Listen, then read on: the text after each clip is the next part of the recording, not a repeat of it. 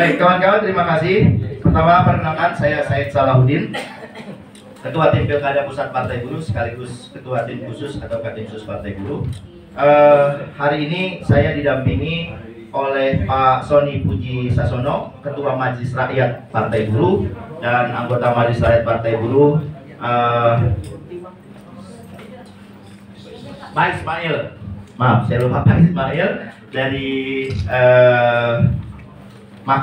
dari Majelis Rakyat Partai Buruh, Sekretaris Majelis Rakyat Partai Buruh, dan Pak Sony sebagai Ketua Majelis Rakyat.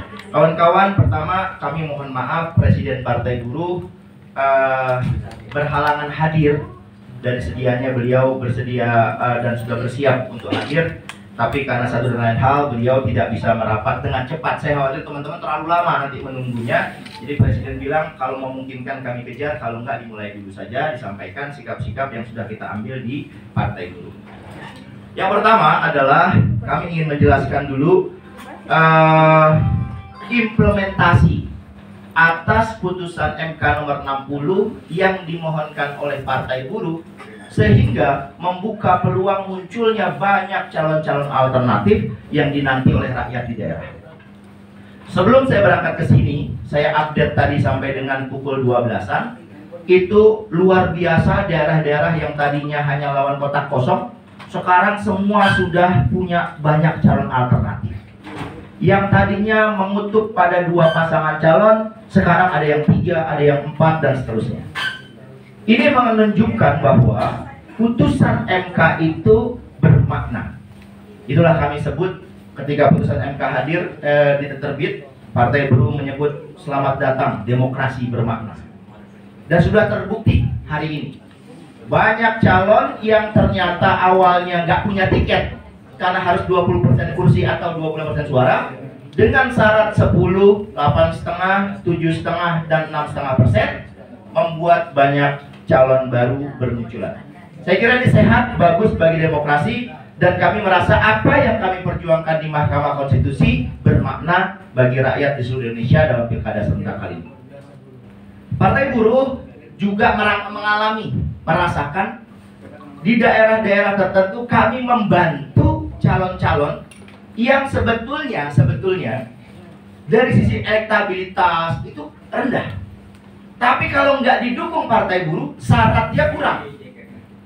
Saya mohon ya, sekali lagi yang belakang jangan mengganggu. Ya, kalau mau bicara di belakang, di luar aja dulu ya, mohon maaf ya. Jadi Partai Buruh sendiri mengalami sebagai pemohon perkara 60.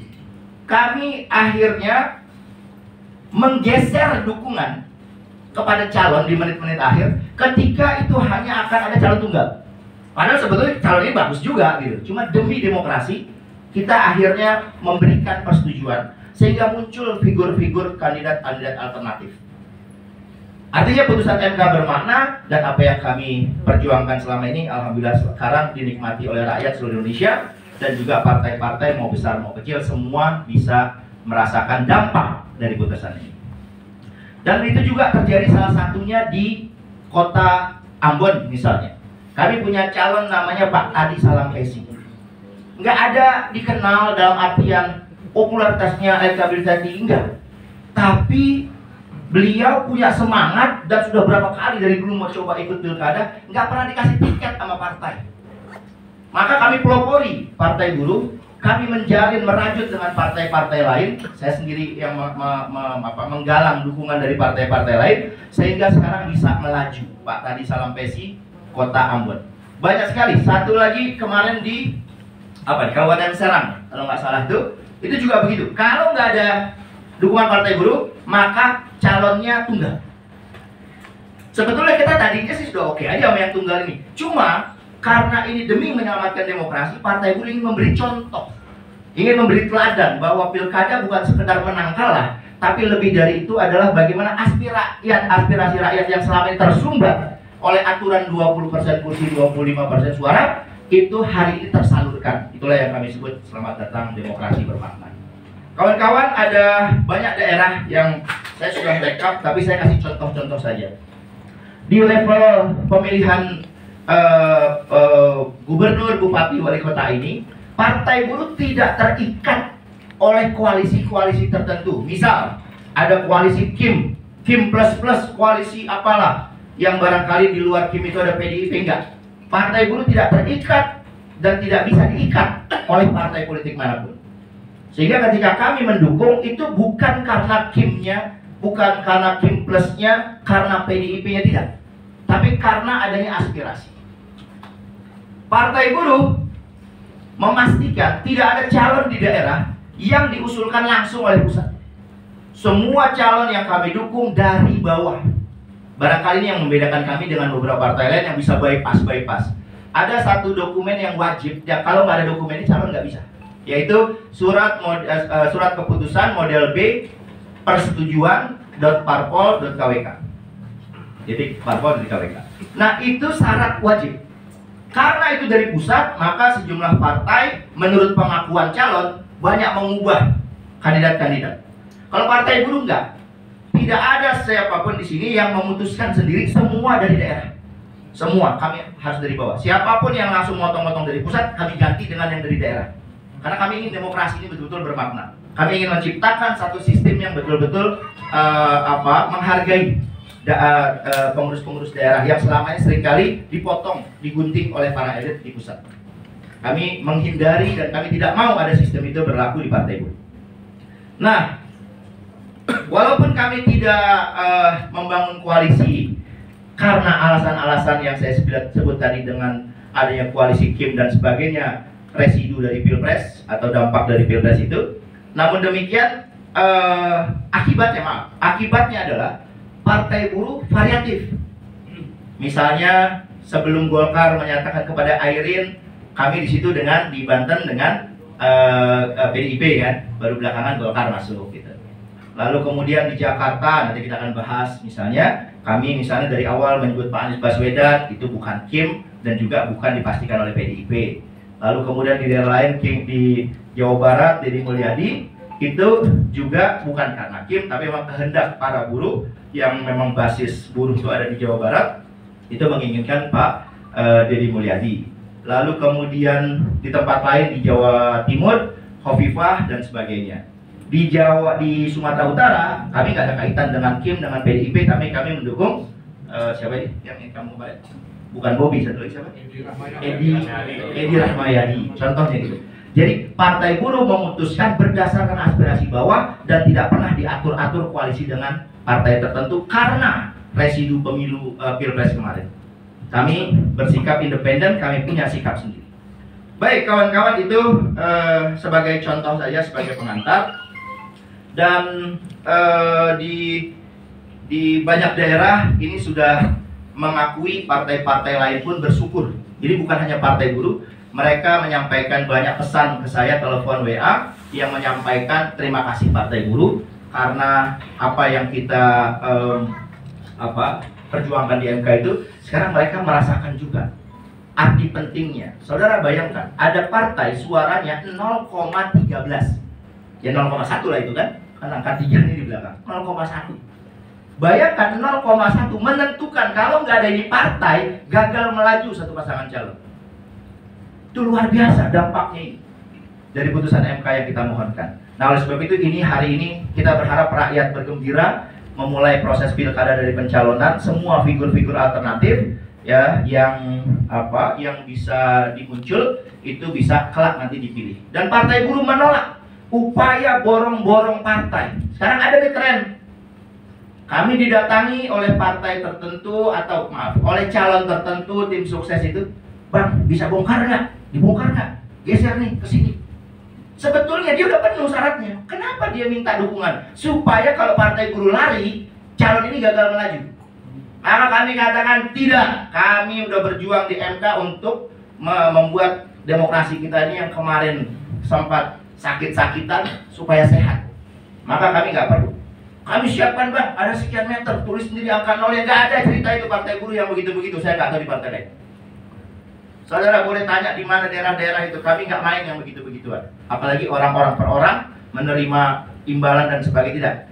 Pilkada tidak boleh dijadikan sebagai sarana atau instrumen transaksional. Lah, untuk kepentingan itu maka kita akan masuk nih ke agenda kedua, yaitu pernyataan sikap Partai Buruh terhadap konstelasi pilkada di DKI Jakarta. Sebagaimana kawan-kawan ketahui, sejak awal 1 menit setelah putusan MK dibacakan, sidang masih berlangsung, Partai Buruh sudah langsung membangun komunikasi dengan Pak Anies Baswedan yang sebelumnya sama sekali nggak pernah kami bangun. Jadi kami baru mulai berkomunikasi setelah putusan MK karena kami merasakan ada upaya penjegalan ya dengan cara-cara politik yang tidak sehat terhadap beliau. Simpati itulah yang muncul di Partai Buruh selain memang ada dukungan kuat dari bawah, dari pabrik-pabrik, dari rakyat-rakyat di bawah terhadap Pak Anies. Yang saat itu kita juga nggak tahu partai mana yang mau mendukung. Yang nyebut-nyebut ada, tapi faktanya udah terbukti hari ini yang sempat menyebut-nyebut saat belum ada putusan MK, sekarang justru meninggalkan Pak Anies Baswedan. Kawan-kawan sekalian,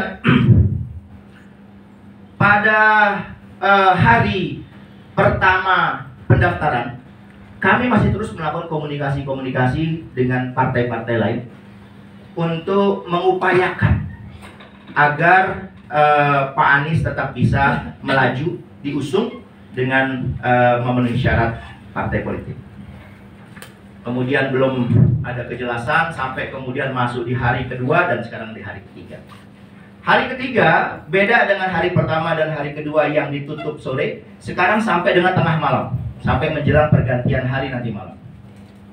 Oleh sebab itu, sampai detik ini Partai Buruh akan tetap konsisten mendorong Pak Anies Baswedan. Saya tidak bisa menyebut mengusung karena kan nggak cukup Partai Buruh.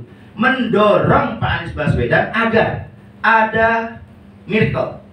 Ada partai-partai yang barangkali sudah mengajukan pencalonan itu mau bergabung dengan Partai Buruh untuk mengusung Pak Anies. Orang bilang tidak ada peluang. Ada, walaupun harus saya akui kecil. Tetapi sekecil apapun peluang itu, Partai Buruh akan terus berjuang untuk Pak Anies Baswedan, karena itulah sejatinya yang dikehendaki rakyat Jakarta. Kami menyerap aspirasi rakyat Jakarta. Kami tidak ingin membuat kecewa rakyat yang selama ini sudah menunggu Pak Anies untuk bisa diusung dibawa ke KPU DKI Jakarta. Maka Partai Buruh menyatakan siap, menyatakan sikap seia sekata dengan suara-suara yang kita dengar di mana-mana menghendaki Pak Anies Baswedan tetap diusung menjadi calon gubernur DKJ sekarang kami, daerah khusus Jakarta. DKJ Dewan Kesenian Jakarta. DKI Jakarta aja lah, ya.